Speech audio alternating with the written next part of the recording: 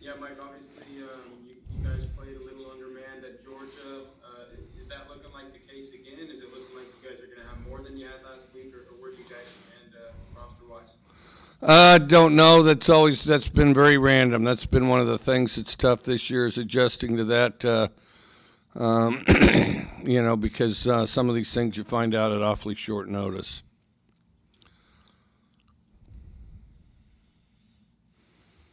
We'll go to John Sokolov.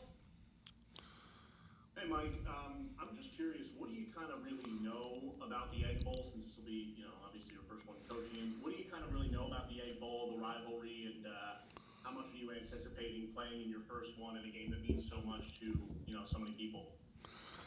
Well, I suspect I don't know quite as much about it as you, to be perfectly honest. But I do know that just over the years, even as I was a kid, I know it was always an incredibly intense game.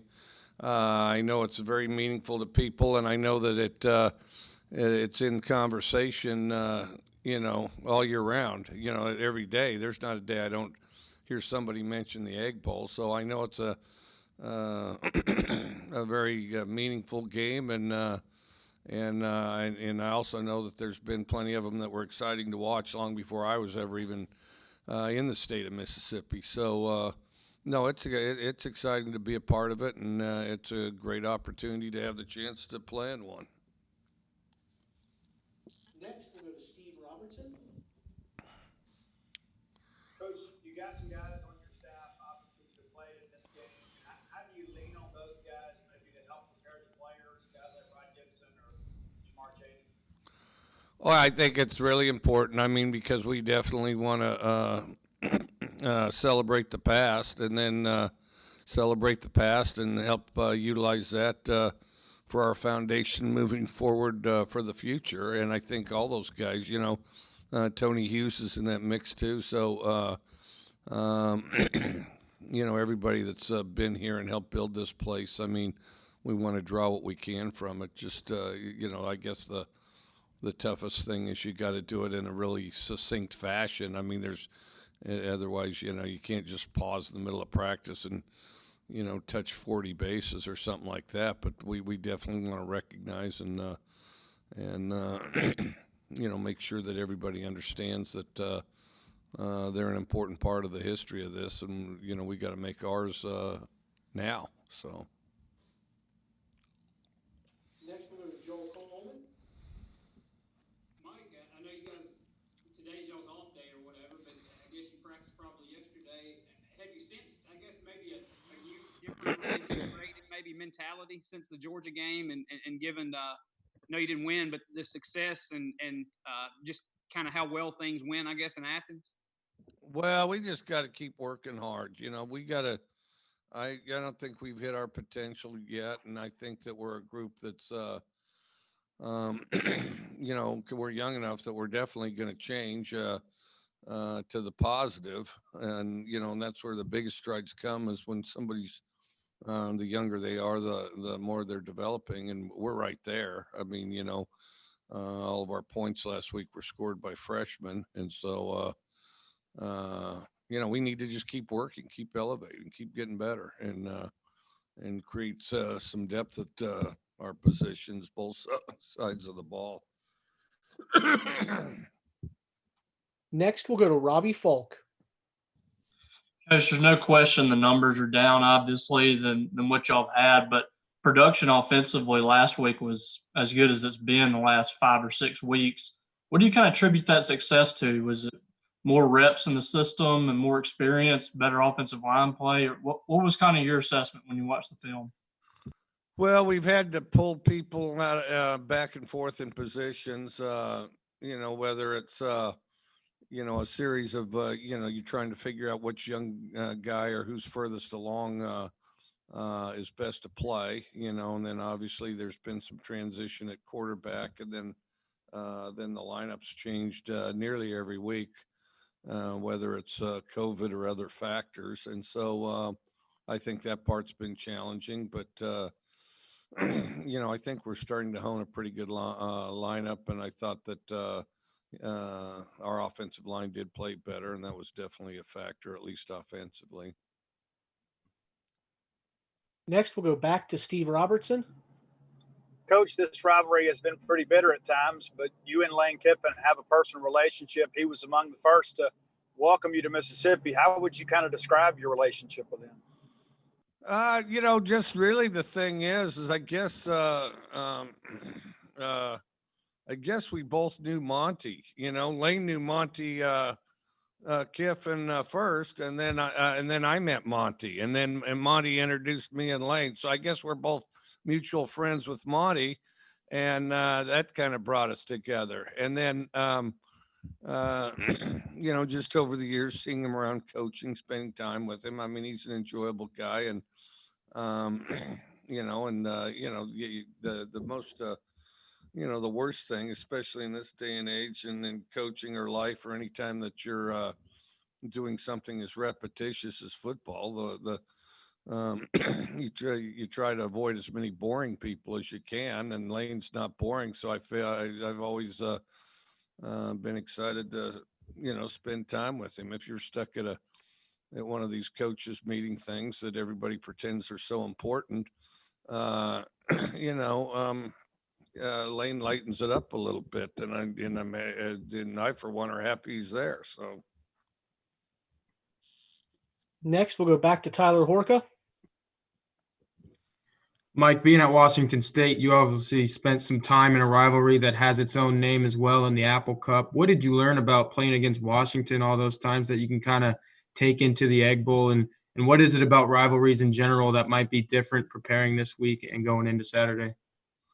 Well, we are a lot more successful in our rivalry with Texas A&M than when we were at Texas Tech. So, I'm going to try to draw as much from the Tech A&M rivalry as opposed to the Washington State one. Biggest thing at Washington State, we'd play Washington late, and we were a little outmanned as they're dumping, in particular, defensive players into the NFL. And it was a funny triangle. We had a funny triangle there. We'd beat Washington, we'd beat Stanford, they'd lose to one of them, and then we couldn't beat Washington. So, no, the biggest thing is just keep your players alert and focused, and try to prepare as well as you can, and keep because everybody will already be engaged. I mean, you guys all know, you hear about it all year round. I mean, everybody's plenty engaged. I mean, we've got everybody's attention. That's not really the issue, but focus and prepare well, I think, is the biggest issue. And kind of following up on Apple Cup, Egg Bowl stuff, do you feel like this is kind of a more equal playing field? I think Mississippi State and Ole Miss have kind of gone back and forth and trading wins and losses, but maybe in that past rivalry that you were in, the playing field just wasn't equal from the start. Oh, it wasn't as equal as this one. So, I'm just looking. I don't, all those games, and there's not a play, there's not a moment, there's not a second that applies to this game. I got to kind of focus forward if we're going to be any good this game. Next, we'll go to Joe Cook. Hey, Coach, Joe Cook, 16 WAPT in Jackson. I don't know if you've already answered this question, but I guess for you, what stands out the most about Ole Miss, whether it be offense, defense, or even special teams that, kind of catches your attention as you prepare for this game? I just think they're kind of collectively explosive on offense. I would say how explosive they are on offense is probably the thing that jumps out the most. But I think they're good in their other phases of the game too. Next, we'll go to Gary Graves. Mike, what's your general appreciation of rivalry games? And I guess in a season like this, does it add something, with rivalry games kind of going by the wayside because of COVID and the all league schedule by the SEC? Well, I think you start with the fact that virtually every game's important. You only get 10 of them, and I think that sometimes on the outside, there's a temptation to elevate games this game, because you only get to play one game a week. So, your full focus and effort needs to be on that one game. So I think there is that, and you want to condition around that. But by the same token, this is a game that's memorable. It's very important to our fans, and even though they can't be in the stands as much as usual, I mean, people will be watching, and people will definitely take an interest in this game, and they'll talk about it for a year. And the biggest thing that we need to worry about is being the best team we can be and play the best we can. Last question will go to Steve Robertson. Coach, you mentioned how people talk about this game all year round. Is there any added pressure because of that? Because this is not just another ball game. This is one that you're going to hear about all year round, win or lose. No, because I put, I'm into all these games to do the very best I can, and I mean, the best I can is all I've got. So, no, there really isn't. I mean, you do your best and let the rest take care of itself pretty much, and then try to learn, from what you did along the way and elevate after that. So, no, there isn't. It's like the whole breakfast thing we talked about. I mean, they pretty much got me all sum total. So no, there's really not. I mean, there might be if I wasn't giving full effort, concentration, something like that. If somehow I was sandbagging and holding out, but you got pretty much what I got. So that's it. Great. Thanks for the time today, Coach. All right, thank you. And drink Coke, have an extra one because this is the Apple Cup. So two of them not the Apple Cup, but this is the Egg Bowl. 2 Cokes for the Egg Bowl, okay? And the other thing, all the Apple Cup people out there that don't get to have an Apple Cup, come celebrate the Egg Bowl with us.